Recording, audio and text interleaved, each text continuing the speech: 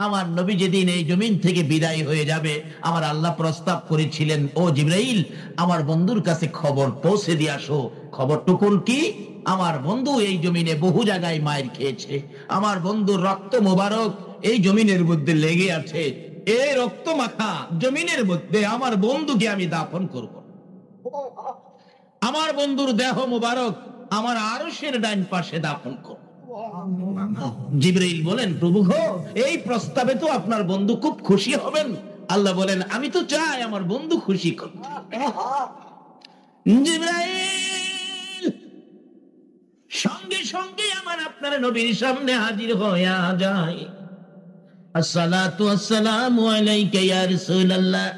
আল্লাহর বন্ধু গো, আমি জিবরাইলের সালাম গ্রহণ করুন, আমার আল্লাহর সালাম গ্রহণ করুন। বলুন, আমার আল্লাহ এই নবীকে সালাম দেয় কিনা? সেই নবী তো আমাদের নবী, তাহলে আমাদের দাম হবে না, হবেটা? জিবরাইল বলেন, ইয়া রাসূলুল্লাহ, আল্লাহর সালাম গ্রহণ করুন, আমি জিবরাইলের সালাম গ্রহণ করুন। এমন এক সুন্দর খবর আপনার জন্য নিয়ে আসছি, যা শুনলে আপনি নবী খুশি হবেন। কি খবর রে জিবরাইল? আমি জানতে চাই। আল্লাহর বন্ধু গো, আপনার দেহ মোবারক আল্লাহর আরশের ডান পাশে দাফন হবে, যা অন্য কোন নবী রাসূলের জন্য হয় নাই, শুধু আপনার জন্য হবে। আপনি খুশি হন, কবুল করুন। আমার নবী এত সুন্দর খবর পাইয়াও খুশি হলেন না, দুইটা চোখের পানি নবী ছেড়ে দিল।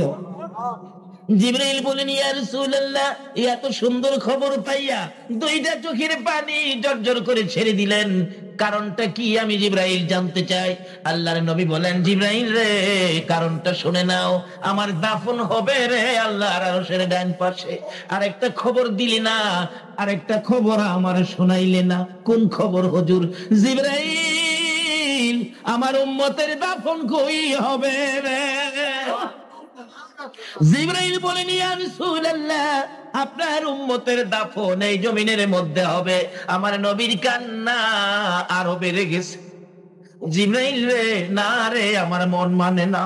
আমার উম্মতেরা এই জমিনে পড়ে থাকবে, আমি নবী আল্লাহর আরশে পড়ে থাকবো। আমি আমার উম্মত ফালাইয়া আরশে থাকতে পারবো না। জিবরাইল, আমার পক্ষ থেকে একটা প্রস্তাব আমার প্রভুর দরবারে তুলে ধরো। আমার উম্মতেরা যদি এই জমিনের মধ্যে থাকে রে, আমি নবী আরশে যাব না। আমি আমার গুনাহগার এতিম উম্মতের পাশে এই জমিনের মধ্যে থাকবো। জিবরাইল বলেন, ইয়া রাসূলুল্লাহ, এই জমিনের মধ্যে পড়ে থাকবেন, উম্মতের কি ফায়দা হবে, আপনার কি লাভ হবে? আমার নবী বুঝাইতে চায়, জিবরাইল রে শুনো, আমি দুনিয়ার জমিনে দেখেছি, মুরগি যখন বাচ্চা ফোটায়, বাচ্চা নিয়ে সমাজে ঘুরতে থাকে, কোন বিপদ যদি দেখা দেয় রে জিবরাইল, মা মুরগটা দুইটা পাখা বাড়াইয়া দেয়, বাচ্চাগুলো মায়ের পাখার নিচে ঢুকে আরামে শান্তিতে বসে থাকে। রে জিবরাইল, আমি নবী মদিনার মাটিতে থাকবো রে, আমি আমার তামাম পৃথিবীর উম্মতে যদি কোনো বিপদ দেখি, আমি মদিনার জমিন থেকে দুইটা হাত আমি নবী বাড়াইয়া দিব। আমি আমার তামাম পৃথিবীর উম্মত গুলো হাতের মধ্যে ঢুকাইয়া রে, আমি নবী মদিনার জমিনে শান্তিতে থাকবো। আর এই উম্মতের কান্ডার নবী রহমতের ভান্ডার। বলুন, উম্মতের কান্ডার নবী। নবী বিনে রোজ হাসরে কে করিবে পার, নবী বিনে রোজ হাসরে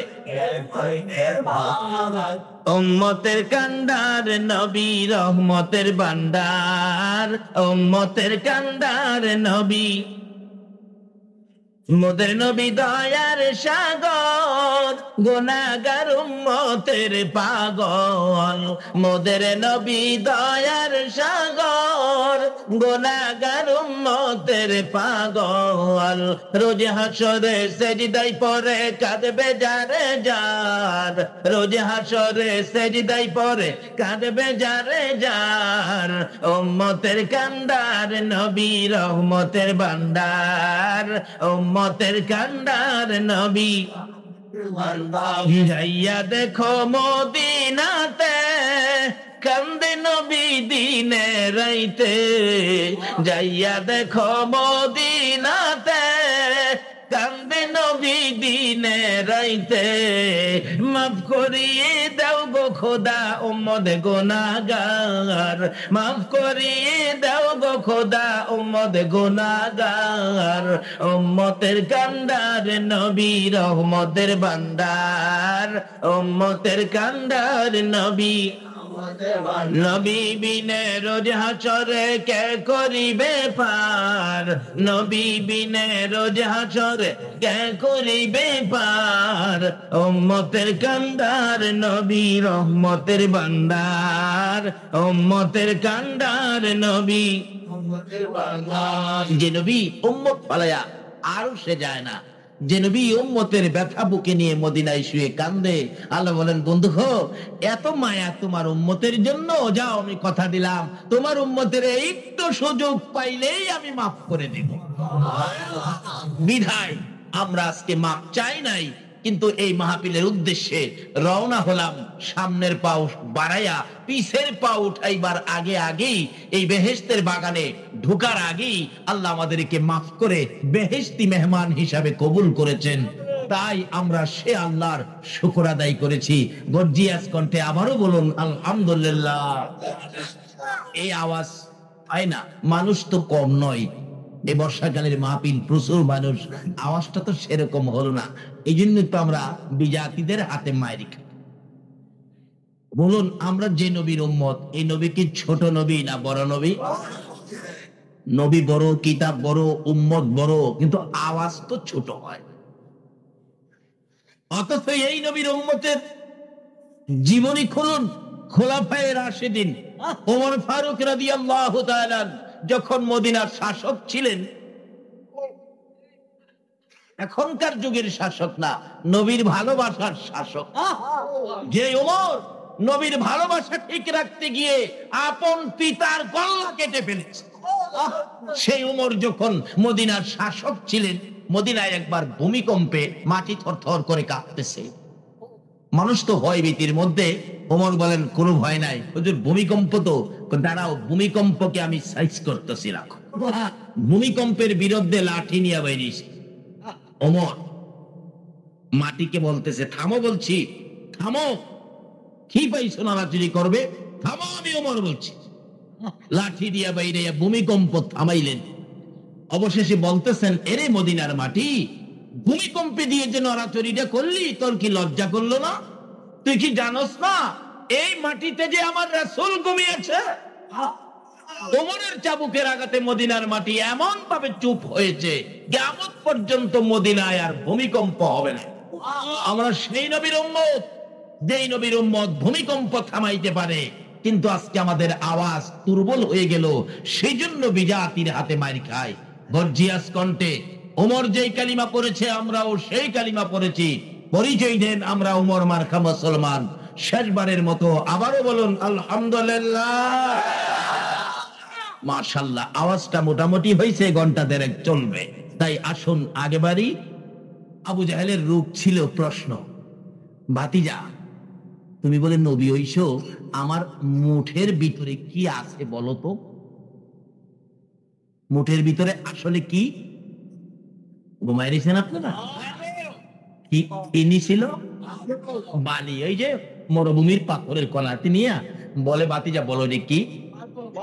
এমন সময় জিবরাইল আইছে, ইয়া রাসূলুল্লাহ এর মুডের ভিতরে কি আপনি কইবেন না যারা আছে ভিতরে হেরাই কইব? হেরে জিগান।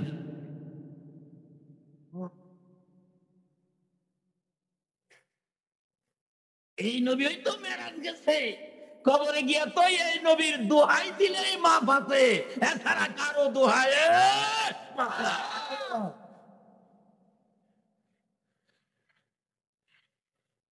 জিবরাইল হুজুর জিগান, আপনি কইবেন না মুডের ভিতরে যারা আছে হেরাই কইব? এখন কি নবীজির আর কথা বলতে কোনো ভয় আছে? আপনার মুডের ভিতরে কি জিগাইলেন? কইবার লেগা অন কি আমি কমু না মুডের ভিতরে যারা আছে হেরাই কইব?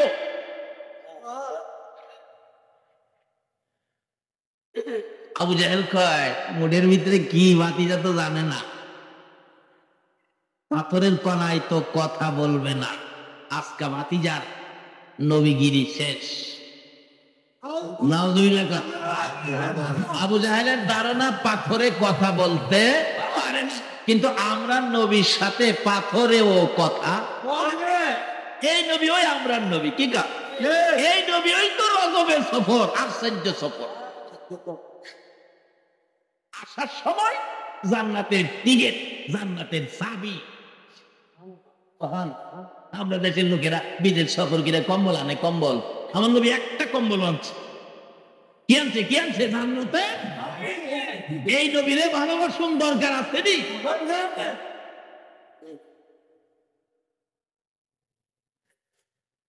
শশা আমি কমু না হেইতানে কইব? হেইতানে কইলে ভালো হয়। নবীজি গায়, এই আমার সাথার মুডের ভিতরে তোরা কারা? জবাব দে।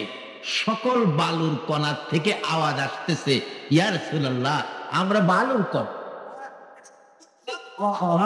সুবহানাল্লাহ কইতেন না? আবু জাহেল খালি চাপে। আচ্ছা কোন তো নবীর লোকে বালুর কণার কথা কয়, হ্যাঁ সাইপটা বন্ধ করতে হবে। একবার গাউসে পাক 7 বছর বয়স, লম্বয়ে যাইব, কষ্ট হইতো না তো। 7 বছর বয়স, ওনার বাবা ইয়ামেন যাবে ব্যবসার উদ্দেশ্যে। সামনে দেখা রইছে, বাবা ইয়ামেন যাইবেন? আমাদের নিয়ম লাগবো আজকে। গাউসে পাকের বাবা কয়, বাবারে রাস্তাঘাট সুবিধা না, ভাগবার লোকের ভয়, তোমাকে দেওয়া যাবে না। কয় না বাবা আমি যাব। আমার না নিয়া যাইতেন না। কি রে বাবা, সর্বনাশ। আচ্ছা ঠিক আছে চলো। একটু দূরে গেলেই দেখে পাহাড়ের উপরে 2 ভাগ পজিশন নিচে, বাপ বেটারে ধরবো। বাবা তো কাঁদতেছে, হাই হাই হাই। বাবারে কেন আইলি? তোমারও খাইবো আমারও খাইবো। গাউসে পাক 7 বছর বয়স আসে। বাবা কি কন আপনি? বাবাই কান্দে, ফুলাই হাস। বাবা কয়, আবু সালে কয়, আব্দুল কাদির তুমি হাসো? বাবাতে আপনি কান্দেন? আমি কান্দবো না, পাক দেখো না, বাগিল বই তো আমি কান্দি। আমি হাসি কি লেগে জানেন? আব্দুল কাদিরের বাঘের কোনো ভয় না। বলো কি কেঞ্জেন না? বা কেঞ্জেন না, ওই বাঘ দেখো না, ও দাঁড়ান আমি বাঘের ডাক দিতেছি। আমি আব্দুল কাদের, সাথে আমার বাবা আবু সালে, আমরা আখিরি নবীর উম্মত। যেই নবী না হইলে তুই হইতি না।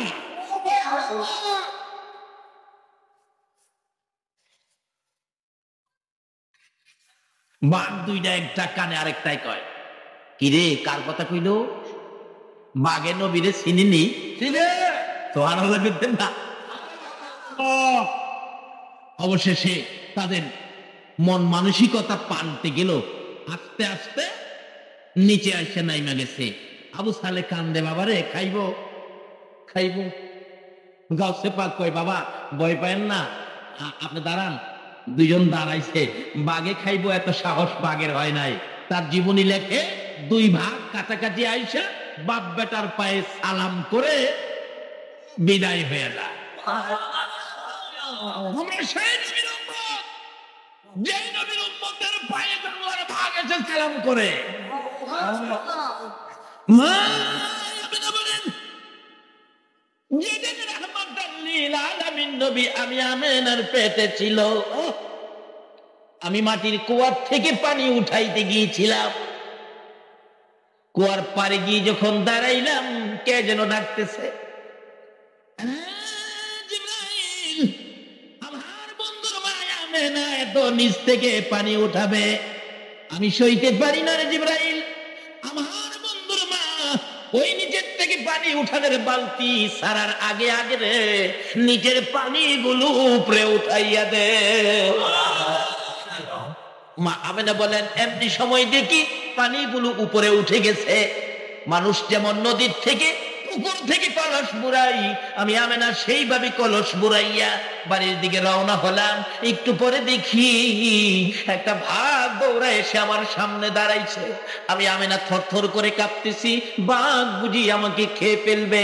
বারবার আমেনার মুখের দিকে তাকাই, বাঘ, আবার আকাশের দিকে তাকাই, আমেনার ভয় দেখে বাঘ ডাকতেছে, প্রভু গো, আমার জবান খুলে দাও না গো, তোমার বন্ধুর মায়ের সাথে কথা বলি।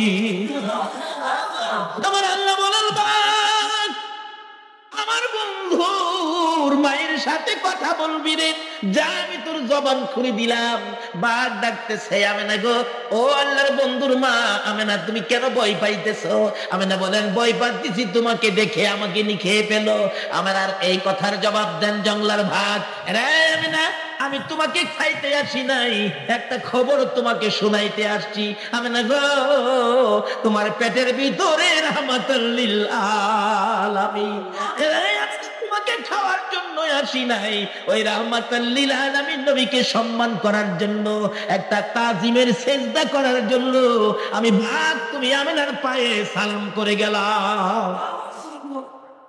যেই নবীর মা আমেনা বাগে সালাম করতে আসে, এই নবীর উম্মতের কি বাগে খাইতে পারবে?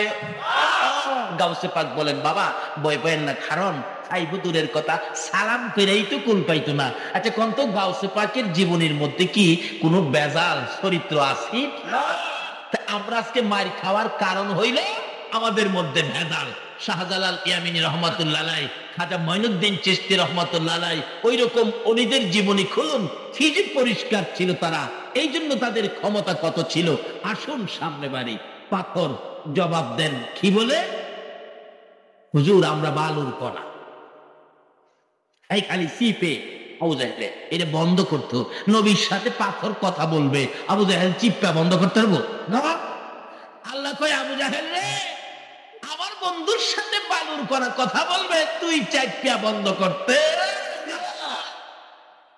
কিন্তু এই নবী আবরার নবী, এই নবীর পক্ষে ছিল আবু বকর আর বিপক্ষে ছিল আবু জাহেল। আবু বকরের ঘটনা আলোচনা করলে 2 রাত শেষ হবে না, সংক্ষেপ করে দিয়ে আসলাম। এবার আবু বকর যেদিন দুনিয়া থেকে বিদায় হবে, নবীর পক্ষে থাইকা যেদিন আবু বকর কবরে যাবে, এই তো কবর, কবরে যাবে, কবরের খবর আই পড়ছে। ফজরের নামাজ পড়ে আবু বকর 2টা চোখের পানি ছেড়ে ছেড়ে কান্দে। হযরতে ওসমান গনি বলেন, আমি আবু বকরের গলায় ধরে কান্দি, আবু বকর গো, নবী যেদিন এই জমিন থেকে বিদায় হয়ে গেল, তোমাকে দেখলে আমরা শান্তি পাই, তোমার কথাগুলো শুনলে আমরা শান্তি পাই, তুমি এইভাবে কেন কান্দো? আবু বকর বলেন, ওসমান গনি রে, আজকে রাত্রে রাসূল আমারে ডাক দিয়েছে। আবু বকর, তুমি না ছিলে আমার হিজরতের সাথী, তুমি না ছিলে আমার গুহার সাথী, তুমি না ছিলে আমার মদিনা যাওয়ার সঙ্গী, তুমি না গুহার মধ্যে আমি যে ঘুমিয়েছিলাম তোমার উরতের উপর মাথা রেখে, তোমাকে যে সাপে দংশন করেছে, তুমি যে জীবন দিতে রাজি, আমি রাসূলের ঘুম ভাঙাইতে রাজি না। আবু বকর 2 বছর 2 মাস 10টা দিন পার হয়ে গেল, আমি রাসূল একা একা রওজায় শুয়ে আছি। তোমার কি মন চাই না রে আবু বকর আমার পাশে শোয়ার জন্য? আমি রাসূল আর কতদিন একা একা থাকবো? এমনি সময় দয়ার নবী মায়ার নবীর ডাক আবু বকরের কানে লাগলে আবু বকর ঘুম থেকে উঠে কাঁদতেছেন, নবী আমাকে ডাক দিয়েছে, বিদায় হয়ে যাব।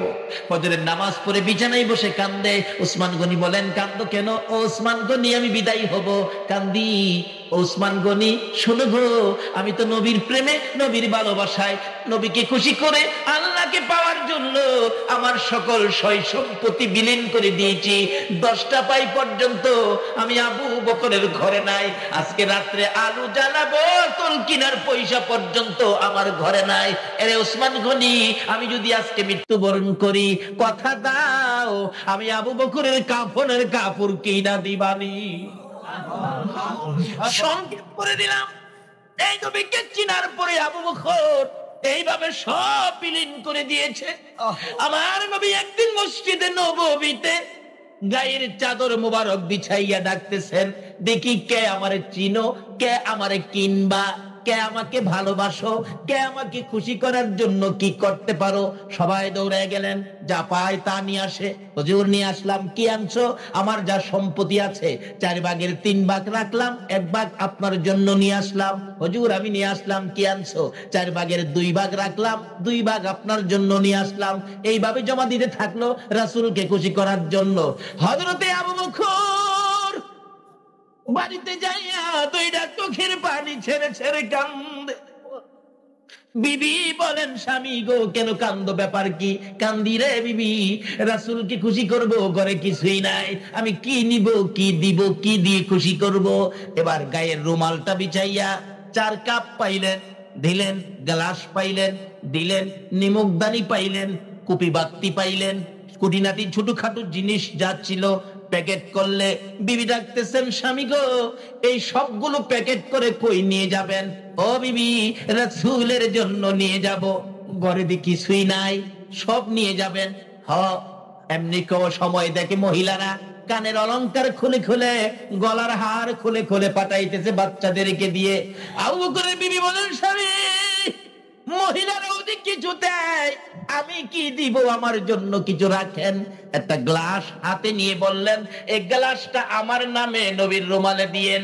আবু বকর বলেন, বিবি গো আমি তো সবগুলি নিয়ত করে ফেলেছি, আমি আবু বকর দিব, এই নিয়ত আর ঘুরাইতে পারবো না, তোমার নামে নিব না। বিবি বলেন, স্বামী তা যদি না করেন একটু দাঁড়ান, আমি রাসূলকে খুশি করার জন্য কিছু করব। কি করবে রে বিবি? সঙ্গে সঙ্গে আবু বকরের বিবি বিছানার থেকে খেজুর পাতার চাটাই টাইনা বাহির করে, খেজুর পাতার চাটাই পরনে লাগাইয়া পরনের কাপড় টাইনা খুলে। আবু বকর বলেন, কি করবি রে? পরনের কাপড় খুলে, স্বামী গো আর কিছুই নাই রাসূলকে দেওয়ার জন্য, আমি খেজুর পাতার চাটাই পরে পরনের কাপড় খুইলা দিলাম, আবার রাসূলের রুমালে দান করে দিও। আবু বকর বলেন, বিবি রে তোর কি মন চায় পরনের কাপড় খুলে রাসূলকে দেওয়ার জন্য? আবু বকরের বিবি বলেন, স্বামী গো শুধু পরনের কাপড় নয়, আমার মন চায় কলিজা কইলা রাসূলকে দেওয়া দিতে। এইভাবে আবু বকরের বিবি সহ আবার রাসূলের জন্য পাগল ছিলেন। সংক্ষেপ করে দিলাম, বিদায় হবে। ও আবু বকর বিদায় হয়ে যায়, সকালবেলা কাঁদতেছে হযরতে আলী রাদিয়াল্লাহু তাআলা আনহু গলায় ধরে, আবু বকর এইভাবে কান্দো, তুমি বিদায় হয়ে গেলে আমরা কার কাছে যাব, কার কথা শুনবো, কার কাছে গিয়ে শান্তি পাবো? অনেক লম্বা ঘটনা সংক্ষেপ করে দিলাম। আবু বকর বলেন, ও সঙ্গীরা রাসূল ডাক দিয়েছে, আর থাকবো না, বিদায় হয়ে যাব। আমি যে রাসূলকে ভালোবাসতাম, নবীর পক্ষে ছিলাম, নবীর কথাগুলো মানতাম, নবীকে ভালোবাসতাম, নবীর জন্য সব বিলীন করে দিয়েছিলাম। আমার এই ভালোবাসায় আমার নবী খুশি হয়েছে কিনা আমি কবরে যাওয়ার সময় তোমরা প্রমাণ করে দিও। ওই যাওয়ার সময় কিভাবে করবো আবু বকর? আমাকে গোসল দিয়ে কাফন পরাইয়া জানাজা শেষ করে কবর দেওয়ার আগে নবীজির রওজার পাশে রাইখা ডাক দিও নবীজিকে, নবী গো আপনার গোলাম আবু বকর আপনার পায়ের নিচে হাজির, বলুন আবু বকরকে কোথায় দাফন করব? নবীজি রওজা পাকে আসেনি? জীবিত না মৃত? আপনাদের বিশ্বাস কি জীবিত না মৃত? হায়াতুন নবী, জিন্দা নবী রওজা পাকে এখনো শুয়ে শুয়ে আপনার আমার জন্য 24টা ঘন্টাই নবী কাঁদতেছে।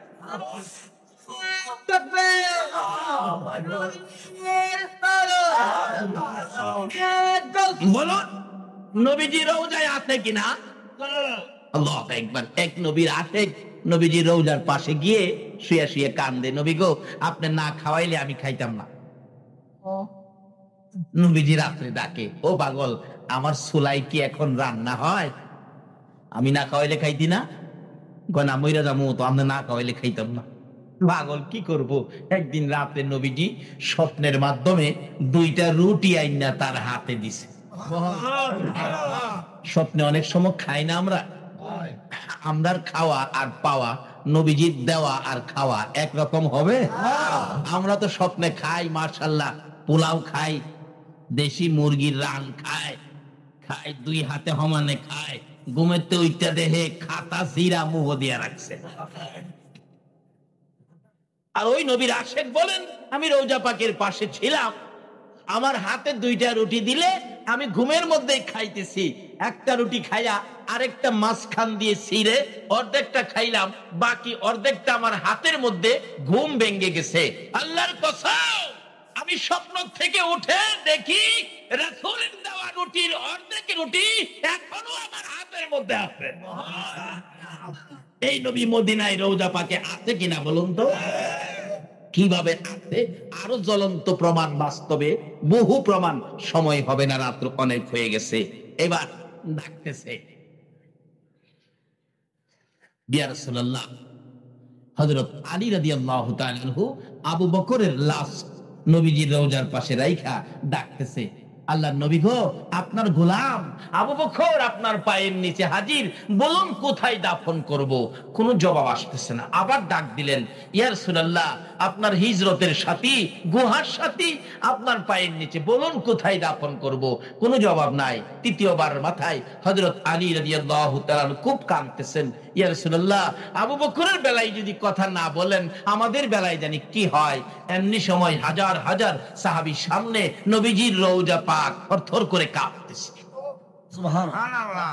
সবাই এক বাক্যে নজর দিলেন, এক ধ্যানে তাকিয়ে রইলেন। সবাই রওজার দিকে তাকিয়ে থাকলে একটু পরে শোনা যায় আমার নবী রওজা পাকের ভিতর থেকে ডাকতেছে, আলী, আলী রে, কই রে আমার আবু বকর? আলী, কই আমার আবু বকর? দে দে আমার আবু বকরকে আমার পাশে দাফন করে দে।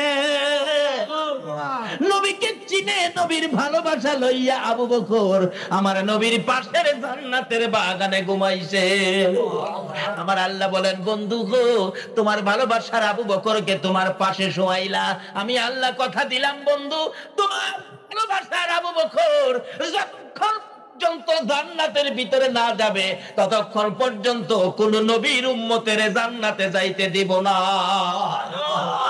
এই নবীর চিনে, নবীর পক্ষে, নবীর ভালোবাসা দিয়ে আবু বকরের লাভ হলো না লস হলো? চিনে নাই আবু জাহেল, কবরে যাইব। বদর প্রান্তরের উপর দিয়ে নবীজির এক সাহাবী হাইটা যাইতেছে, এমন সময় দেখে একটা লোক সমস্ত শরীরের মধ্যে আগুন, হাতে আগুনের ভেরি, পায়ে আগুনের ভেরি, গলায় আগুনের ভেরি, মাথায় আগুনের টুপি, এইভাবে মাটির নিচ থেকে উঠছে। ওইটা বলতেছে, ভাই আমার এক গ্লাস পানি খাওয়াও, আমার এক গ্লাস পানি খাও, আমার জীবন বাহির হয়ে যাইতেছে। এমনি সময় দেখে দুইজন লোক আগুনের ডান্ডা দিয়ে মারতেছে ভিতরে নেওয়ার জন্য, আর বলতেছে, হ্যারে পানি দিও না, হ্যারে পানি দিও না। ওই সাহাবী বলেন, এই অবস্থা দেখে আমি তো ভয় পেয়ে গেলাম, দৌড় শুরু করে দিলাম, নবীজির সামনে হাজির। ইয়া রাসূলুল্লাহ, বদর প্রান্তের উপর দিয়ে আমি যাচ্ছিলাম, একটা ঘটনা দেখলাম। কি এই ঘটনা? রাসূল বলেন, যার এই ঘটনা তার চিনছো তুমি? কই না হুজুর, চিনি নাই। কই সেই হলো আবু জাহেল। জাহান্নামের আগুনে জ্বলছে, জাহান্নামের বেরি পায়ে, হাতে গলায়, সেই যন্ত্রণা সহ্য করতে না পেরে উপরে উঠে তোমার কাছে পানি চাইছিল। আর ওই জাহান্নামের ফেরেশতারা তাকে আগুনের ডান্ডা দিয়ে ভাইরেয়া ভিতরে ঢুকাইছে। সেই হলো আবু জাহেল। এই হলো আবু জাহেলের অবস্থা কবরে, নবীর সাথে দুশমনি করে। আর ওই হলো আবু বকরের অবস্থা কবরে, নবীর ভালোবাসা দিয়ে। বলুন, আবু বকরের দাম বেশি না আবু জাহেলের দাম বেশি? আপনারা কি নবীর পক্ষে থাকবেন না আবু জাহেলের পক্ষে থাকবেন? আল্লাহ আমাদেরকে নবীর পক্ষে থাকার, নবীর কথাগুলো মানার, নবীর ভালোবাসার জিন্দেগি করার তৌফিক দান করো। সকলে বলুন আমিন। কিন্তু ভালোবাসার অর্থ কিভাবে হবে? আজকে রজব চাঁদ, এই রজব চাঁদে আমার নবী মেরাজের সফর করেছে। আসার সময় কি নিয়ে আসছে? আসসালাতু মেরাজুল মুমিনিন। আয়েশা বলছে, উম্মতেরা রে, আমি তো মেরাজ করেছি একবার, আর তোমাদের জন্য সুযোগ করে দিয়েছি রুজ কয়বার? আমার নবী বলতেন, প্রভু গো, তারা কি বারবার আপনার এত উপরে আইসা সাক্ষাৎ করতে পারবে? আল্লাহ বলছেন, বন্ধু তাদের আসতে হবে না, তোমার উম্মত তো আমি তোমার ভালোবাসার খাতিরে তোমার উম্মতের সাক্ষাতের জন্য খরচ করছি লৌহ কলম ফালাইয়া, তোমার উম্মতের সাক্ষাৎ দেওয়ার দিদার দেওয়ার জন্য আমি আল্লাহ নিজে জমিনে নাইমা যাব। আল্লাহকে কাছে পাবেন কার খাতিরে? নবীজির খাতিরে। বাবারে, সব ভুলে গিয়ে আসল চিনেন যার খাতিরে কুল কায়নাত, যার উপর আল্লাহ দুরূদ সালাম প্রেরণ করে, যাকে এত উর্দের সফর করিয়েছেন, যাকে স্বপ্নে দেখলে জাহান্নামের আগুন হারাম হয়ে যায়, যার আঙ্গুলের ইশারায় টাক দুই টুকরা হয়ে যায়, সেই নবীকে চিনে এইবার আল্লাহ পাওয়ার সন্ধানে নামেন। তাইলে আল্লাহ দূরে হবে না কাছে হবে? এই সন্ধান করেছিলেন আতাই রাসূল আজায়ে খাজা খাজা মঈনুদ্দিন চিশতি রহমাতুল্লাহ। এই রাস্তায় সামনে ভাইরা বলুন, আল্লাহরে কাছে পাইছে না দূরে পাইছে? কত কাছে! আল্লাহু আকবার। খাজা মঈনুদ্দিন চিশতি রহমাতুল্লাহ আজকে ওনার স্মরণে মাহফিল। একজন ওলিদের পক্ষে থাকলে কি বলেন, আজকে আমরা এই দুই পক্ষ ছেড়ে দেওয়ার কারণেই তো আমাদের অধপতন। আমাদের হাতে আল্লাহ দুইটা শক্তি দিয়েছেন, একটা শক্তি হলো রিসালাত, আরেকটা শক্তি হলো বেলায়াত। আজকে রিসালাত আর বেলায়াতের শক্তির থেকে দূরে যাওয়ার কারণে মুসলমান আজকে বিশ্ববাজারে মার খায়। ঠিক, অথচ রিসালাতের শক্তি কত! যেদিন এই নবীর রিসালাতের নিশানি ইব্রাহিমের কপালে ছিল, ইব্রাহিমকে যখন নমরুদে আগুনে ফেললো, এই রিসালাতের খাতিরে নমরুদের আগুন ইব্রাহিমকে ধরে নাই। যখন ইসমাইলের কপালে ছিল, এই রিসালাতের খাতিরে ইব্রাহিমের ছুরি ইসমাইলের গলা কাটে নাই। বেলায়েতের পাওয়ার কত! ভারতের জমিনে ঘুমিয়ে আছেন হাজী আমদাদুল্লাহ মুহাজির মক্কি, তার জীবনী খুলুন। হাজী আমদাদুল্লাহ মুহাজির মক্কি বেলায়েতের বাদশাহ, বেলায়েতের শক্তিওয়ালা, বেলায়েতের দরজার বড় স্তর, বড় একজন আল্লাহর ওলি। ওই আল্লাহর ওলির অবস্থান কি ছিল?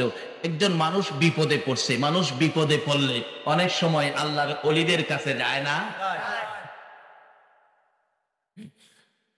এখন তো মানুষ যাইতে চায় না, হুজুর কিভাবে যাবো, গেলেই তো ফতোয়া আসে, শিরিক শিরিক শিরিক। অথচ বিপদে আপদে পড়লে জাতীয় ভাবে ওলিদেরকে স্মরণ করে। আপনারা শুনেন নাই? রেডিও টিভির গান শুনেন নাই?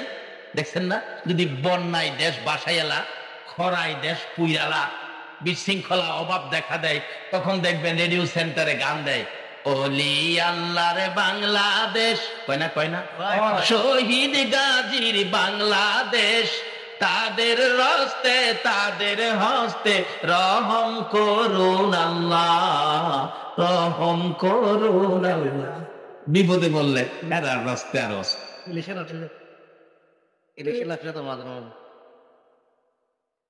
আসলে আল্লাহর ওলিদের কাছে যাওয়ার অর্থই হলো আল্লাহর কাছে যাওয়া। কেন? আল্লাহ বলছে ওলিরা হলো আমার বন্ধু। ওলি শব্দের অর্থই হলো বন্ধু। একজন ওলিদের কাছে থাকতে পারলে লাভ হবে না কেন? বাস্তবে আসুন, হাজী আমদাদুল্লাহ মুহাজির মক্কি ভারতের জমিনে ঘুমিয়ে আছেন। এবার এক লোক বিপদে পড়ছে। কি বিপদ? তার বাচ্চা ছেলেটা হারিয়ে গেছে, ছেলেটা পায় না। অন বাচ্চা ছেলে যে পায় না, অন কার কাছে কইবেন? এটা জাতিসংঘের কাছে বিচার দিলে কাম হইব? আল্লাহর ওলির কাছে গেলে যে মা বাবা কাঁদতেছে, হুজুর আমার বাচ্চা ছেলেটা, একটা ছেলের ছেলে, ছেলেটা পাই না। আল্লাহর ওলি কিছুক্ষণ পরে বলতেছেন, বাবারে তোমার ছেলেটা তো আছে, জিন্নাত নিয়ে গেছে, জিনে নিয়ে গেছে, জিনে নিয়ে একবারে সমুদ্রের মাঝখানে দ্বীপের মধ্যে ফেলে রাখছে, যেখানে কেউ নাই, খানা দানা নাই, কিচ্ছু নাই। ছেলেটা কষ্টের মধ্যে আছে, হয়তো 2-4 দিন পরে ছেলেটা মারা যাবে। আচ্ছা বলুন তো, মা বাবার ব্যথা আরো বাড়ছে কিনা? বাড়ছে। অবশেষে বলতেছেন, হুজুর আপনার ভাই ধরি, হুজুর হুজুর আমার ছেলেটারে হুজুর দয়া করে আইনা দেন। কি দিয়ে আনবো? আনতে গেলে হেলিকপ্টার দরকার। তখন তো হেলিকপ্টার আবিষ্কার হয়েছে না। কিন্তু বেলায়েতের পাওয়ার কত, বেলায়েতের ওলিদের শক্তি কত! উনি বললেন, তোমরা একটু চুপ করে বসো। বসায়া কিছুক্ষণ আল্লাহর ওলি চুপ করে থাইকা বলতেছেন, যাও বাড়িতে যাও, তোমার ছেলে বাড়িতে আইছে। মা বাবা দৌড়ে গেছে, যে দেখে দরজার সামনে বাচ্চাটা একেবারে জ্ঞান হারা অবস্থায় পড়ে আছে। নিলেন, গোসল টুসুল করাইলেন, কিছু নাস্তা পানি খাওয়াইলেন, একটু সুস্থ হইলে বলতেছে মা বাবারে চলো যাই, যে হুজুরের দোয়ায় তোমারে পাইছি সেই হুজুরকে দেখাইয়া নিয়ে আসি। ওই হুজুরের কাছে নেওয়া মাত্রই বাচ্চাটা বলতেছেন, আব্বু এ হুজুরটারে চিনেন? মা বাবা কয়, চিনি মানি? এ হুজুরের দোয়াই তো তোমারে পাইছি। আব্বু খালি দোয়াই না তো, আপনি তো দেখেন নাই, আমি দেখছি এই হুজুরটা সমুদ্রের কিনারে থাইকা সমুদ্রের এই পার থেকে ওই দ্বীপের মধ্যে দুইটা হাত পাড়াইয়া দিছে। আরে আকাশ জমিন হইল সৃজন নবীর কারণে, সেই জমিনে খেলে আল্লাহর ওলি গনে। হায়রে সেই জমিনে যাইয়া দেখো হিন্দুস্তানে শত শত ওলি গনে, যাইয়া দেখো হিন্দুস্তানে শত শত ওলি গনে। প্রেমের রশি বাঁধছে তারা মদিনার সনে, প্রেমের রশি বাঁধছে তারা মদিনার সনে। সেই জমিনে খেলে আল্লাহর ওলি গনে। আইরে সেই জমিনে দেখলে খাজা বাবার খেলা, আসে কনের বারে জ্বালা। দেখলে খাজা বাবার খেলা, আসে কনের বারে জ্বালা। আইনা সাগর শুকিয়ে দেই বসে নির্জনে, আইনা সাগর শুকিয়ে দেই বসে নির্জনে। সেই জমিনে গনে, হাইরে সেই জমিনে খেলে আল্লাহ বাড়াইয়া আমারে টান দিয়া উঠাইয়া নিয়ে আইছে। বলুন অলিদের হাত সমুদ্রের এপার থেকে ওই পার পর্যন্ত যাবে কিনা? এটাই তো অলিদের কেরামত। এটা কি অলিদের? রাসূল বলছে কারামাতুল আউলিয়াই, অলিদের কেরামত সত্য রাসূল বলে গেছেন। আচ্ছা, যাদের হাত এত লম্বা হয় তাদের পক্ষে গেলে কিছু কাজ হবে না? তার বাস্তব আমাদের দেশে আসুন, ভারত আর দিতাম না, বাংলাদেশ আমাদের কিশোরগঞ্জের ঘটনা। এক আল্লাহর অলি তার মুরিদকে রাত্রে 12টার পরে চিঠি লিখে দিয়ে বলছে, এই চিঠিটা নদীর ওই পারে দিয়ে আসো, আমার একজন বন্ধু আছে। মুরিদ কয়, হুজুর রাত্রে কেমনে যামু? নৌকা তো পামু না ঘাটের মধ্যে এত রাত্রে, সকালে যামুনে। পিসাব কয় অহন যাইবি। আল্লাহর অলি কয় অহন যাইবি। যার নাম হযরত মাওলানা আব্দুল হেলিম হুসাইনি, বলতেছেন এখন যাইবি। হুজুর কথা শুন, ফিরের কথা মানতে হয়। নৌকাতে পাবো না, কয় যা তুই। ওই মুরিদ বলেন, ফেন্দা আমার দিকে দেন। যাইতেছি, যাইতে যাইতে যাইতে যাইতে যাইতে যাইতে যাইতে যাইতে ওই পীরের বাড়ি গিয়ে পৌঁছলাম, রাস্তায় কোনো নদী টদী ভাইলাম না।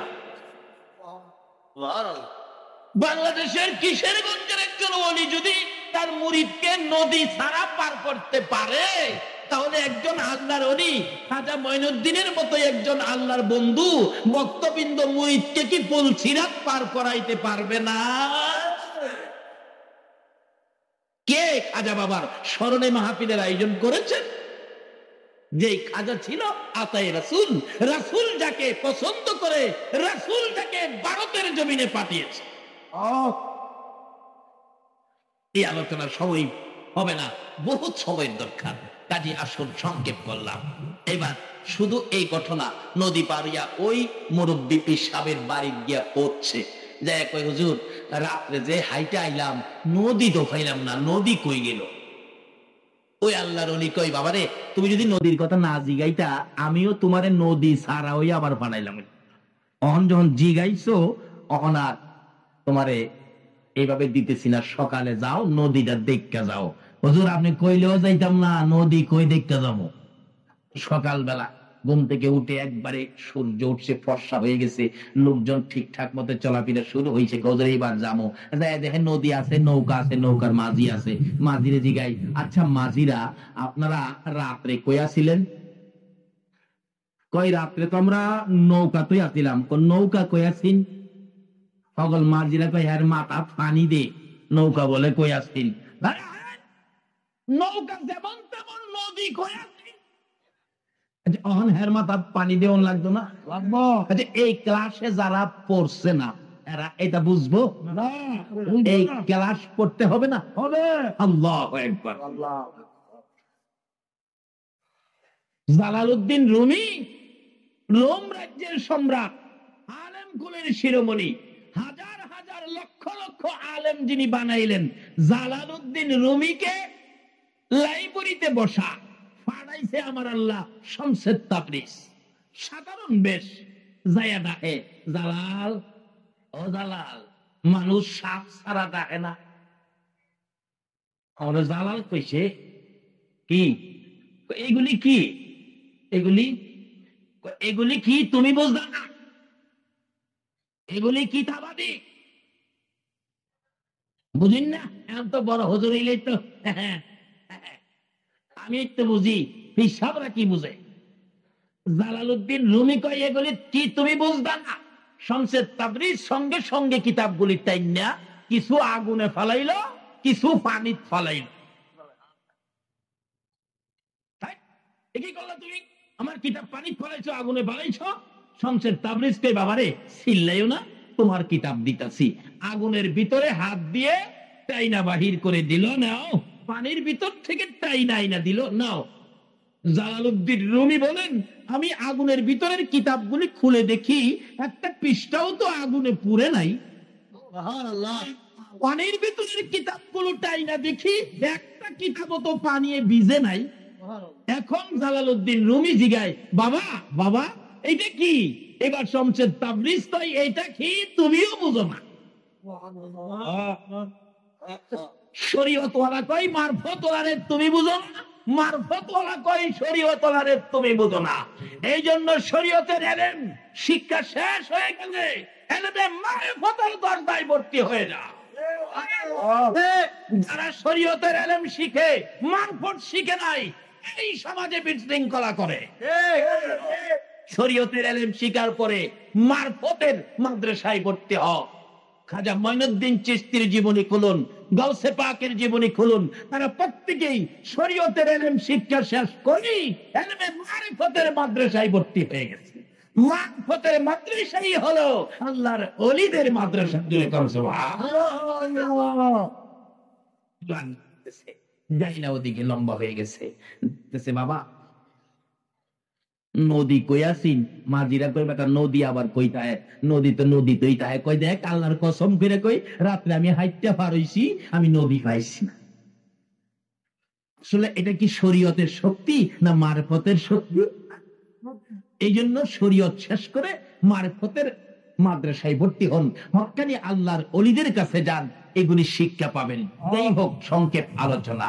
শুধু এটাই শেষ নয়, আল্লাহর ওলিরা কোনো ক্ষতি করে না, যাই করে আমাদের উপকার করে। একটা তুলা গাছ নিয়ে আমাদের এলাকায় বড় ঝগড়া ছিল। তুলা গাছ নিয়ে, তুলা গাছের মালিক ছিলেন একটা মহিলা, যেটা বাস্তব ঘটনা বলছি। গান কালকে কিসের গোস প্রমাণ করে আসেন, না হয় আমার বিচার করেন। তুলা গাছ, মহিলা মালিক, এই তুলা বিক্রি করে সংসার চলে। এই পার্শ্ববর্তী সীমানার এক লোক তুলা গাছের প্রতি লোভ হয়ে গেল, হ্যাঁ তুলা গাছ তার সীমানার ভিতরে ফেলাইয়া বেড়া দিয়ে লাইছে। এই চরিত্রের মানুষ আছে না? আছে। মহিলা তো কান্নাকাটি করতেছে, হাই হাই আমার ছেলে মেয়ে নাই দেখা, কেউ নাই দেখা আমার তুলা গাছটা নিয়ে যাবে। এলাকার লোকজন কয় তোমার কেউ নাই দেখে কি আমরা সমাজ মইরা গেছি নাকি? আমরা সমাজের মানুষ আছি না, নিতে দেব না। এই লোক কয় তোমরা আইতে পারবা না, এই লোক কয় নিতে দিব না। এইভাবে একটা ঝগড়া জাতির বাও হয়ে গেছে। এমন সময় আল্লাহর ওলি আব্দুল হালিম হুসাইনি কোত্থেকে আইছে হাজির। বাবারা, ও আশরাফুল মাখলুকাত, তোমরা কৃষ্ণে মারামারি ঝগড়া করো, তোমরা না আল্লাহর শ্রেষ্ঠ বান্দা, শ্রেষ্ঠ সৃষ্টি, তোমরা ঝগড়া করলে কেমন দেখা যায়? থামো থামো, কি ব্যাপার? এবার সকালে কয় হুজুর সর্বনাশ হয়েছে কি, এই মহিলার গাছটা হ্যাঁ না গা। হ্যাঁ কয় হুজুর আমার গাছ না হইলে আমি কি বেড়া দিছি? আল্লাহর ওলি কই কি সমস্যা রে, এই বিচার কেমনে করবো? অন্ত সাক্ষীর দরকার। অন যে যুগে পড়ছি সাক্ষীর মধ্যে তো বেজাল হয় না। এক বেচারা কোর্টের মধ্যে সাক্ষী নিছে 500 টাকা ঘুষ দিয়া, আমার পক্ষে সাক্ষী দিবি। হ্যাঁ যাইয়া তার বিপক্ষে সাক্ষী দিতেছে। 500 টাকাওয়ালা কয় কিরে কালো, কি মানে আবার 500 কয়? হ্যাঁ এই পক্ষের কয় চাচা ছিলেন না, কি করব আপনার পাশে, আমারে তো মাইরা লাইছে 10-এ।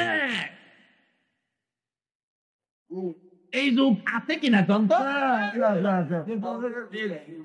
এই চরিত্রই তো বাঙালিরে খাইছে। আল্লাহর ওলি করে চিনিতাম না, সাক্ষী ছাড়া বিচার। আল্লাহু আকবার। মানুষ কই কি আশ্চর্য, সাক্ষী ছাড়া বিচার করবে।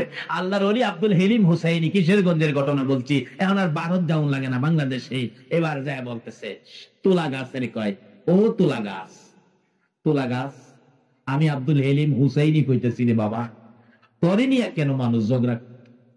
বাবারে সীমানার মধ্যে গাছ ঝগড়া হইতেছে, তুই একটা কাজ কর, তুই তো জানোস যার গাছ তার সীমানার 5 হাত ভিতরে যাই। আচ্ছা আল্লাহর ওলির কামটা কি খারাপ হইব না ভালো হইব?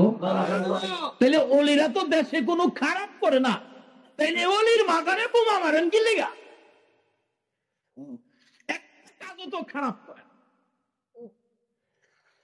আজকে এই ওলিদের হাত বন্ধ করেই আমরা ধ্বংসের মধ্যে পড়ে গেছি, কারণ বেলায়েতের হাত কোন কোন সময় আল্লাহর আরশ পর্যন্ত লাগাল। এই হাতগুলিকে বন্ধ করে দিয়েছেন, বিধায় আমাদের উপর বিপদ। এইবার আল্লাহর ওলি বলতেছেন, ও তুলা গাছ, বাবারে তুই ঝগড়া করিস না। তোর জন্য কেন ঝগড়া করতো, ঝগড়াটা বাড়াইস না। আমি হেলিম হুসাইনি কইতেছি, যার গাছ, পুরুষও বুঝি না মহিলাও বুঝি না, যার গাছ তার সীমানার 5 হাত ভিতরে যাইয়া। আচ্ছা বাবা না 5 হাত গেলে আপনারা মানেননি, যদি 5 হাতে না মানেন আরো 5 হাত মনে, 5 হাতে না মানলে আরো 5 হাত মনে।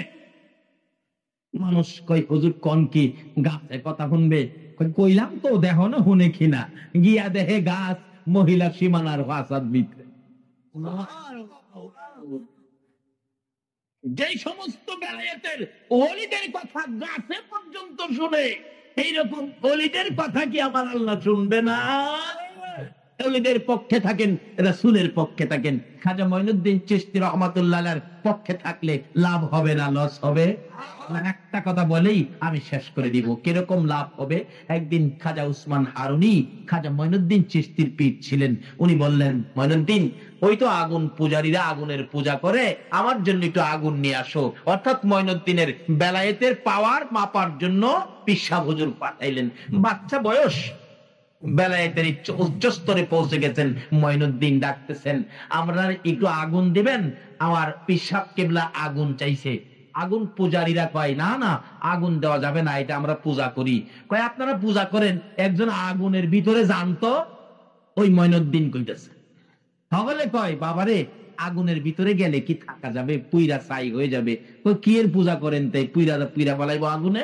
আমি তো আগুনের পূজা করি না, আমি মঈনুদ্দিন একটু আগুনের ভিতরে যাই তো, আপনারা কিন্তু আমার কিছু কইেন না। না না না বাবা পুইরা যাইবা, দেখা যাইবো না পুইরা যাই কিনা।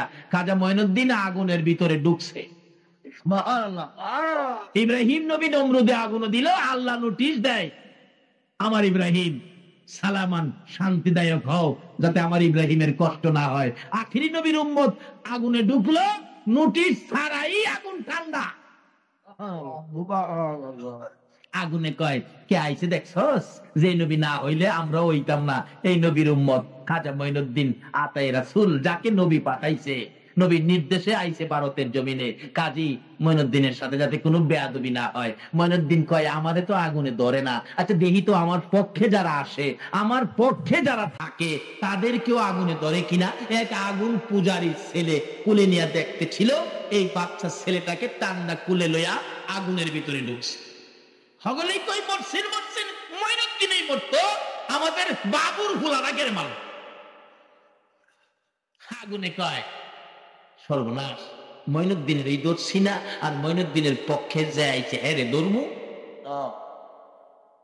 একটা হিন্দু ভদ্রলোকের ছেলে মঈনুদ্দিনের সাথে আগুনে গেলে যদি আগুনে না ধরে, আজকে সেই মঈনুদ্দিনের স্মরণে আতায়ে রাসূল খাজা স্মরণে যারা মাহফিলে আয়োজন করেছেন, আর যারা এই মঈনুদ্দিনের স্মরণে মাহফিলে বসেছেন, বলুন এই মঈনুদ্দিন যদি আপনাদের পক্ষে থাকে, জাহান্নামের আগুন আপনাদের গায়ে ধরবে। অনেকক্ষণ পর ওই বাচ্চা সহ মঈনুদ্দিন বেরিয়ে আসলে সকল আগুন পূজারীরা বাচ্চাটাকে টাইনা নিয়ে আসলেন। চেক করে দেখে গায়ের কোনো ক্ষতি হয়েছে কিনা, আগুনে পুড়ছে ডুবছে কিনা। সকল আগুন পূজারীরা বলেন, তার জীবনী লেখে মঈনুদ্দিনের এখানে 850 আগুন পূজারী ছিল। দইরা দেখে একটা পশম পর্যন্ত আগুনে জ্বালাইতে পারেন, জালিমা পড়ে নাই। একটা আগুন পূজারীর ছেলে মঈনুদ্দিনের সাথে আগুনে থাকতে পারে, আগুনে ধরে নাই। এই অবস্থা দেখে 850 আগুন পূজারী সঙ্গে সঙ্গে খাজা মঈনুদ্দিনের হাত ধরে কালিমা পড়ে মুসলমান হয়ে গেল। খাজা মঈনুদ্দিন বিরাট 2 লক্ষ হিন্দুকে ভারতের জমিনে মুসলমান বানিয়েছে। বলুন আল্লাহর ওলির কাজটা কি খারাপ হয়েছে? তাহলে ওলিদের পক্ষে যাইতে মান কিসের, দ্বিধা কিসের? আসুন আল্লাহর ওলিদের পক্ষে থাকি, রাসূলের পক্ষে থাকি, আমার আল্লাহর কথাগুলো মানি। আল্লাহ আমাদেরকে সেই তৌফিক, সেই বুঝ দান করুক। সকলে বলুন আমিন। তাগফির লানা ওয়া তারহামনা লানাকুনান্না মিনাল খাসিরিন। রাব্বিরহামহুমা কামা রাব্বায়ানি সগীরা। রব্বুল আলামিন, রজব চাঁদে তোমার শাহী দরবারে হাত বাড়াইলাম।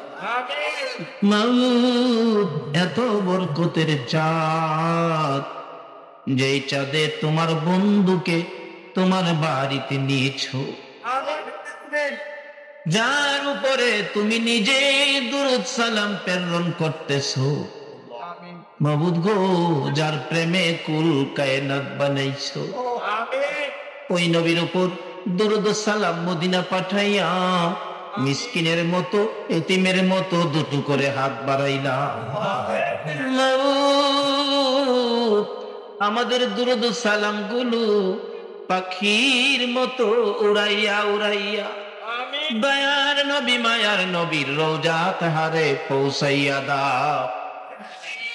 দরুদ সালাম উসিলা করে, আজকের মাহফিল উসিলা করে, আমার নবীর মেরাজের সফর উসিলা করে, ইয়া আল্লাহ খাজায়ে খাজগা খাজা মঈনুদ্দিন চিশতি রহমাতুল্লাহ আলাইহির স্মরণ উসিলা করে আমরা যারা হাত বাড়াইছি, আমাদের তামাম জিন্দেগীর গুনাহগুলো ক্ষমা করে দাও।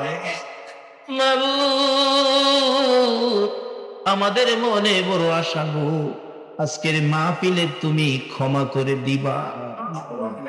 আশা করেছি এই জন্য আমরা যে তোমার আখিরি নবীর উম্মত, যে নবীর জন্য এত কিছু করেছো, এই নবীর উম্মতের কি মাফ করতে পারো না? নবীর জন্য কুল কায়নাত সাজাইছো, এই নবীর উপর তুমি নিজে দুরূদ সালাম প্রেরণ করতেছো, তুমি কি আমরারে মাফ দিতে পারো না? আমাদের কার জীবনে কত গুনাহ হিসাব জিগাইও না, কে নেককার কে গুনাহগার কাউরে কিছু কইও না। এই রজব চাঁদে নবীর মেরাজের খাতিরে আখিরি নবীর উম্মত বলে আমাদের সবাইকে তুমি মাফ করে দাও গো আল্লাহ।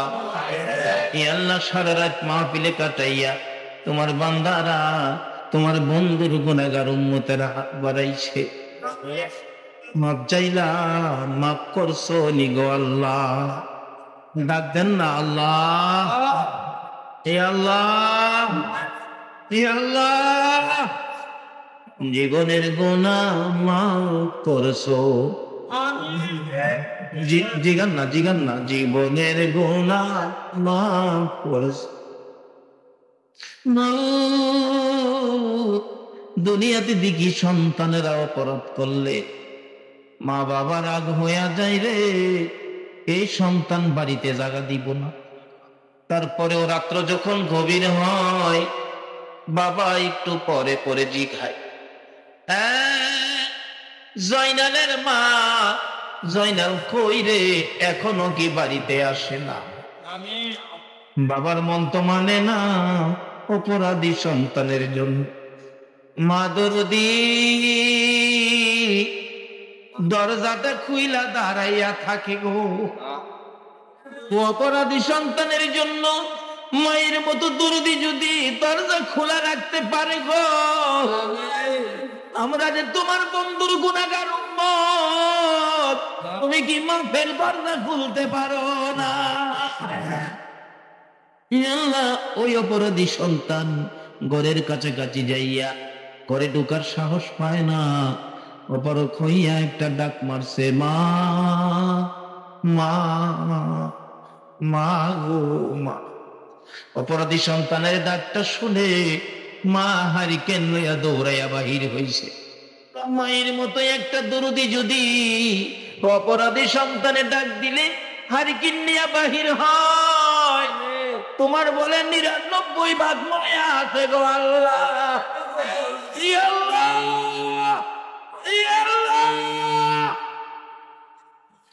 তোমার ৯৯ ভাগ মায়ার দুয়ারে আমরা গুনার বোঝা লইয়া তোমার আল্লাহ আল্লাহ কইয়া ঢাকলাম। আল্লাহ, তোমার কি মায়া লাগে না? তোমার কি দয়া লাগে না? আমাদের কথাই যদি মাপ না দাও, তোমার বন্ধু যেদিন দুনিয়া থেকে বিদায় হবে, চোখ ভর্তি পানি ছিল। জিবরাইল জিজ্ঞেস করেছিল, হুজুর কেন কান্দেন? দুনিয়ায় কি আরো কিছুদিন থাকতে চান? আমার নবী বলেন, না রে জিবরাইল, তা না। তাহলে কেন কান্দেন? আপনার কি ফাতেমার জন্য মায়া হয়? না রে না। হুজুর এই মুহূর্তে কেন কান্দেন? আপনার কি হাসাইন আর হুসাইনের জন্য মায়া হয়? আমার নবী বলেন, জিবরাইল না রে না, আমি আমার উম্মতের জন্য কাঁদি। মাবুদ গো, আমাদের দিকে তোমার যদি মায়া হয়, তোমার নবীর চোখের পানির উসিলায় আমাদেরকে মাফ করে দাও। আল্লাহ, তোরা পর্যন্ত পার হয়ে গেছে, তোমার বান্দারা কষ্ট করেছে, তুমি যদি মাপ না দাও মুখটা কারে দেখাই ভগবান? তোমার কাছে যদি তোমার বন্ধুর উম্মতেরা মাপ না পায়, তুমি বলো না আমরা আর কার কাছে যাবো গো আল্লাহ? ফিরাইও না, ঘুরাইও না, কার জীবনে কত গুনাহ হিসাব জিগাইও না। এই মাহফিলের সবাইকে তুমি মাফ করে দাও। এ আল্লাহ, জীবনের গুনাহ মাফের আসার দরখাস্তের পর আরেকটা দরখাস্ত করি, তুমি কিন্তু রাগ হইও না। এতগুলো মানুষ রাত্র ৪টা পর্যন্ত বসে আছে, কেউ তো বাড়িতে গেল না। আমি তো জানি না কে কোন ব্যথা লইয়া বসে আছে। কার মনে জানি ব্যথা মানাই, কার মনে জানি ব্যথা বাবা নাই রে। আমার মতো মায়ের অভাবী কে জানি রে হাত বাড়াইছে। যার বাবা নাই, বাবার অভাবী কে জানি হাত বাড়াইছে। যে বাবা মাথার গাম পাতাই পালাইয়া রোজগার করে তোমার আমার মতো সন্তানের খাওয়াই, বাবা জীবনে কোনোদিন খালি হাতে বাড়িতে আসতো না। কত পরিশ্রম করে বাবা সন্ধ্যার সময় পেটের খিদা লইয়া বাড়িতে ঢুকে খাইতে বসলে, তরকারি দিয়ে খাওয়া যখন শেষ হইতো, বাবা দুধ ভাত মাখত, দুধের সাথে বাদ দিয়ে মাইকা বাবা মুখে দিতে চাইলে সন্তানেরা চারদিক ঘেরাও করে বসেছে। বাবা দুধ মাখা ভাত একটাও নিজের মুখে দিছে না রে, সবগুলো ভাত সন্তানের মুখে মুখে উঠাইয়া দিছে। ওই দরদি বাবা কই, তার জানি কবরে রে আল্লাহ। ওই মা কই রে, যে মা ছোটকালে কত আদর করত, মা আদর করে ডান পাশে শোয়াইয়া ঘুমাইতো, প্রস্রাব যদি করে দিতাম তাই না বাম পাশে নিত। বাম পাশে যদি প্রস্রাব করে দিয়েছি, মা প্রস্রাবের ভিজা জায়গায় শুইয়া রে শুকনা জায়গায় আমারে শোয়াইতো। আবার যদি প্রস্রাব করে দিতাম, মা আদুরের সন্তান টাইনা টাইনা বুকের মধ্যে রাখতো গো আল্লাহ। ওই মা বাবা কই কার জানি কবরের মায়ের অভাবী বাবার অভাবী সন্তানেরা রমজানের ঈদের ছুটি পাইয়া কুরবানির ঈদের ছুটি পাইয়া যখন ঢাকা থেকে চট্টগ্রাম আসে, চট্টগ্রাম থেকে ঢাকা যাই রে, রাস্তার মধ্যে যাইয়া স্টেশনে নাইমা রিক্সার মধ্যে উঠে চোখের পানিগুলো জর্জর করে ছেড়ে দিছে। রিক্সাওয়ালা জিগায়, ভাই সাহেব কাঁদেন কেন? ওই সব জবাব দেন, এরে রিক্সাওয়ালা ঈদের ছুটিতে বাড়িতে আইছি, কাঁদি, মনে বড় দুঃখ রে। কি দুঃখে কাঁদেন ভাই সাহেব? তোমার কি মা আছে রিক্সাওয়ালা?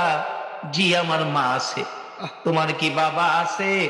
ও আমার বাবা আছে। রে রিক্সার ড্রাইভার, তোর মা আছে বাবা আছে রে, মা বাবা লইয়া ঈদ করবি রে। আমি যে ঈদের ছুটিতে বাড়িতে আসলাম রে, আমি কারে লইয়া ঈদ করবো? আমার মাও নাই বাবাও, মা বাবার অভাবী সন্তানেরা ঈদের দিন গড়াইয়া গড়াইয়া কাঁদতে। একটা ছেলে ঈদের দিন বাড়িতে আসছে, মার বিছানার পাশে দাঁড়াইয়া কাঁদে। ওরা দেখা যাও গো জনমের লাগিয়া, এই বিছানা খালি করে মা গেল চলিয়া, তোমরা দেখা যাও গো।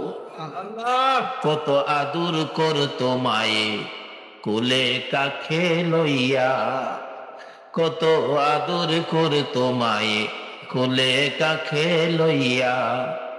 আরে বাবা বলে ডাকতো মায়ে, দুই গালে চুমাইয়া তোমরা দেখা যাও রে। পায়খানা করিতাম যেদিন বিছানাতে শুইয়া, পায়খানা করিতাম যেদিন বিছানাতে শুইয়া, পরিষ্কার করতো মায়ে, আরে পরিষ্কার করতো মায়ে মেতরিনী হইয়া, তোমরা দেখা যাও রে। মাবুদ ওই মা কয়, যে মা মেতরিনী হইয়া রে পচরা পায়খানা পরিষ্কার করতো, অন্য মহিলারা দেখলে নাকে কাপড় দিত, তোমার আমার মা জীবনে কোনোদিন নাকে কাপড় দেয় নাই।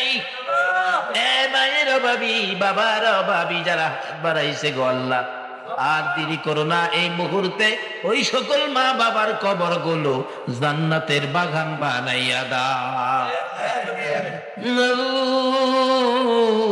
মাবুদ রে, মার কথা কি বলবো, ছোটকালে যখন মাদ্রাসায় ভর্তি হয়েছি, টাইফয়েড জ্বর হয়ে গেছে, উস্তাদ ছুটি দিলেন, বাড়িতে চলে গেলাম। রাত্র হইলে ঘুম হয় না, সারা রাত তাকাইয়া থাকি, সবাই ঘুমিয়ে আছে, আমার মা দরদি মাতার পাশে বসে থাকে। জিজ্ঞেস করি, মা সবাই ঘুমাইল, তুমি কি ঘুমাইবা না ঘুমা? আমার মা দরদি জবাব দেয়, বাবা রে তুমি যদি না ঘুমাও আমার চোখে ঘুম আসে না। তারপরেও আবার মাঝে মাঝে দেখতাম মা দুইটা হাত বাড়াইয়া ডাকতো, মাউদ আমার ছেলেরে জীবন ভিক্ষা চাই গো আল্লাহ। যেই মা বাবা সন্তানের জন্য তোমার কাছে জীবন ভিক্ষা চাইতো, ওই মা বাবা যার কবরে গো আল্লাহ, আমরা তোমার কাছে জান্নাত ভিক্ষা চাই রে আল্লাহ, তোমার জান্নাত ভিক্ষা চাই গো আল্লাহ। ওই সকল মা বাবার কবর গুলো জান্নাতের বাগান বানাইয়া দাও। ইয়া আল্লাহ, দাদা দাদি, নানা নানি, শ্বশুর শাশুড়ি, আলিয়া ওলাদ, বংশধর, মই মুরব্বী, পাড়া প্রতিবেশী, খানদানবাসী যারা কবরে কাজ করে, এই এলাকার জমিনের নিচে যারা কবরে গো, সকলের কবর জান্নাতের বাগান বানাইয়া দাও। মাবুদ যারা দুনিয়াতে আছে হায়াত বাড়িয়ে দাও। ইয়া আল্লাহ, আমাদের সকলকে বেশি বেশি করে নেক কাজ করার তৌফিক দাও গো আল্লাহ। ইয়া আল্লাহ খাস করে এই মাহফিলের আয়োজন যারা করেছে, ইয়া আল্লাহ কমিটির সকল ভাইদের বংশধর মুরব্বী যারা কবরে, সকলকে তুমি মাফ করে দাও। ইয়া আল্লাহ যারা দুনিয়াতে আছে সকলকে তুমি নেক হায়াত বাড়িয়ে দাও। ইয়া আল্লাহ যারা ব্যবসা করে গো, সকলের ব্যবসায় বরকত লাগাইয়া দাও। যারা বিদেশ থাকে গো, বিদেশি ভাইদেরকে সহি সালামতে রাখো। ইয়া আল্লাহ খাস করে আজকের মাহফিল তুমি কবুল করে নাও গো আল্লাহ। এই মাহফিলের খাইর ও বরকত দয়ার নবী মায়ার নবীর রওজা পাকে পৌঁছাইয়া দাও। ইয়া আল্লাহ আজকের মাহফিলের খাইর ও বরকত খাজা মঈনুদ্দিন চিশতি রহমাতুল্লাহ আলাইহির রূহে পৌঁছাইয়া দাও। ইয়া আল্লাহ গাউসে পাক সহ সকল ওলিদের রূহে পৌঁছাইয়া